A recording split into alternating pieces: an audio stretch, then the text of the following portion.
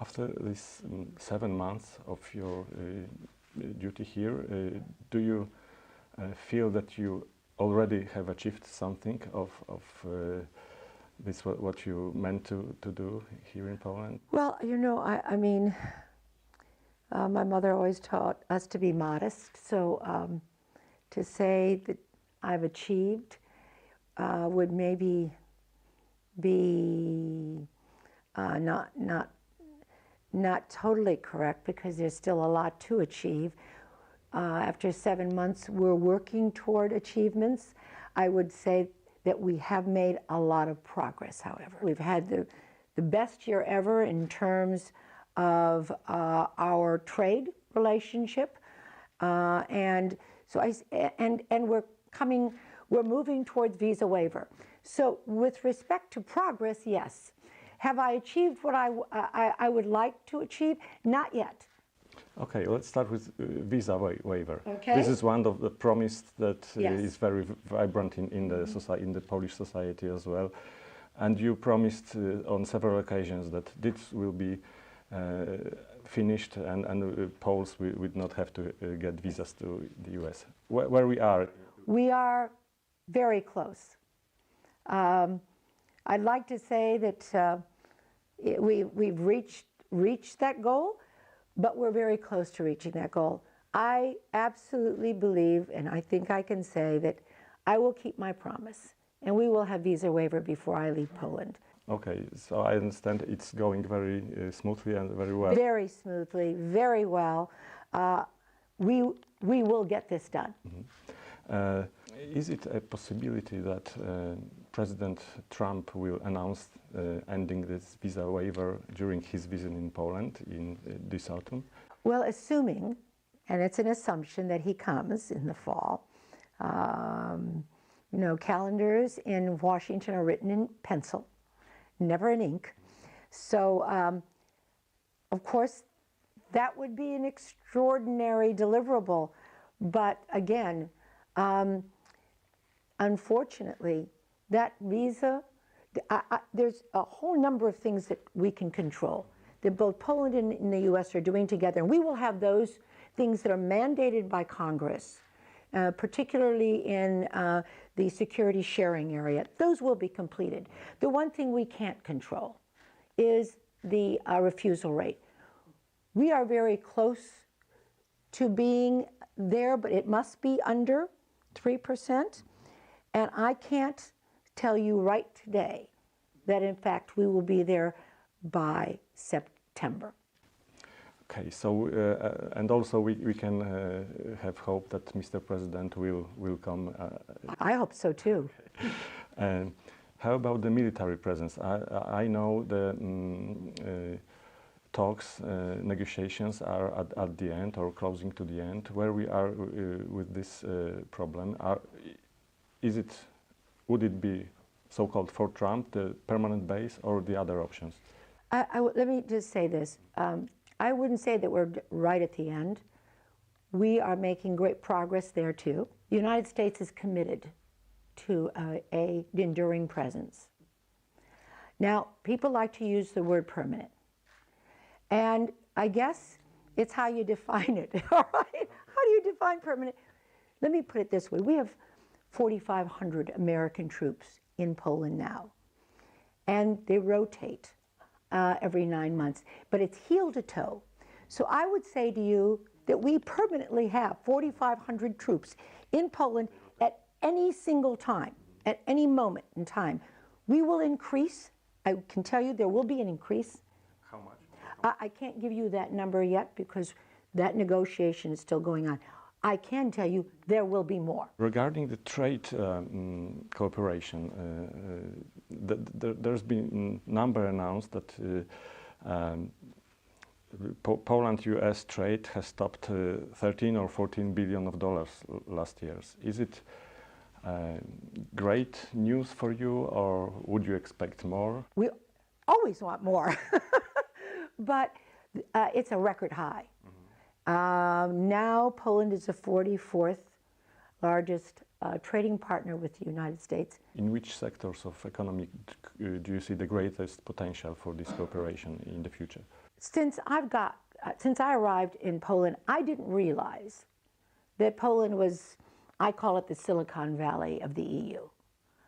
The high-tech companies that are here, the labs that the high-tech companies have here, they're really out front on technology. I see a lot of opportunity and growth in that area. Of course, we're concerned about 5G. That is clearly the future, but the future is here now. We are concerned about China's influence in that.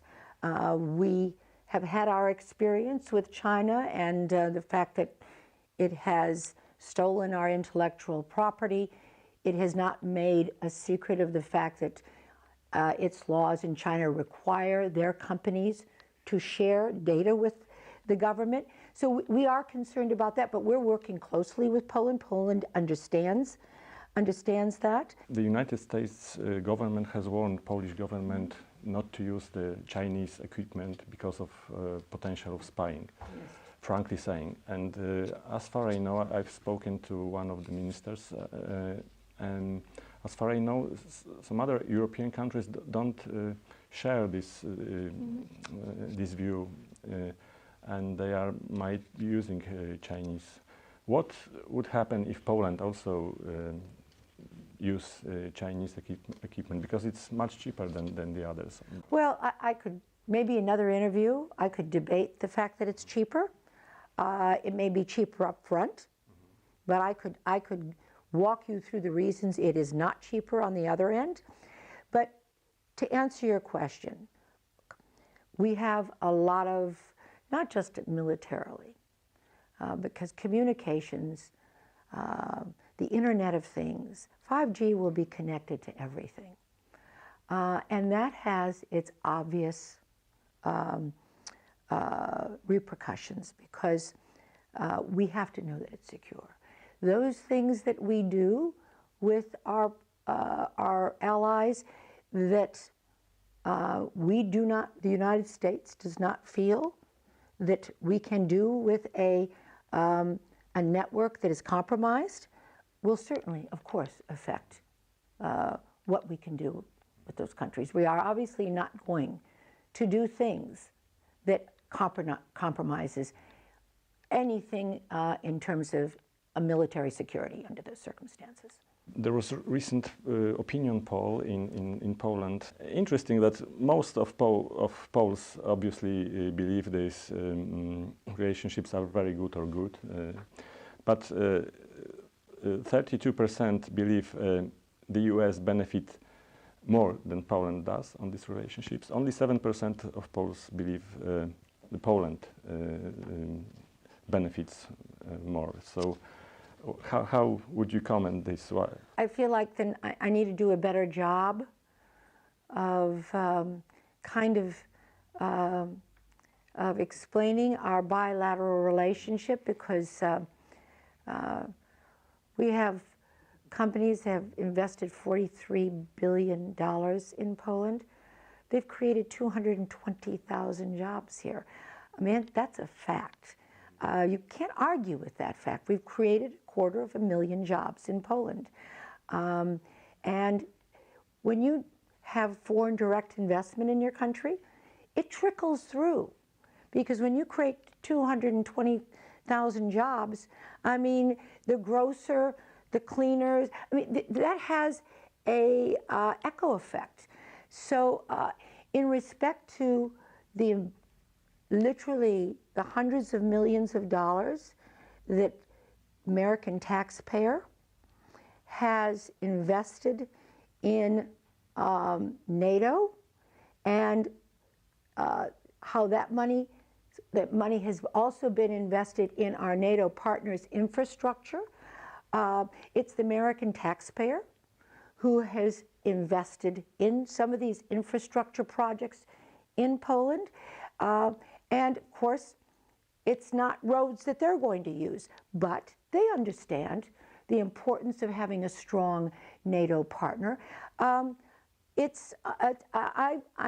saddened by the fact that the Poles don't understand our relationship to understand that so much of this is about strengthening both of our countries. And maybe a simple number like the amount of money that American taxpayers have invested in NATO since its creation, I think it's, frankly, I know the number, but it's breathtaking. It's in the trillions. And 350 million Americans have continued to do that. And NATO is here. It's not in the United States. However, if Europe isn't safe, the US isn't safe. And we understand that. And I do think that in time, the Poles will understand that too. After all, 30 years since the Iron Curtain came down, and what the Poles have done in this country has been amazing. It's amazing. But it's not always easy to do that all alone. And look, we don't need anyone to thank us. That's not what this is about. There is a selfish component. We want a safe Europe, so we have a safe America. It's only states that are failed that are threats to any of us. So we invest in our partners because that investment is, it creates an atmosphere that makes it comfortable for all of us to live.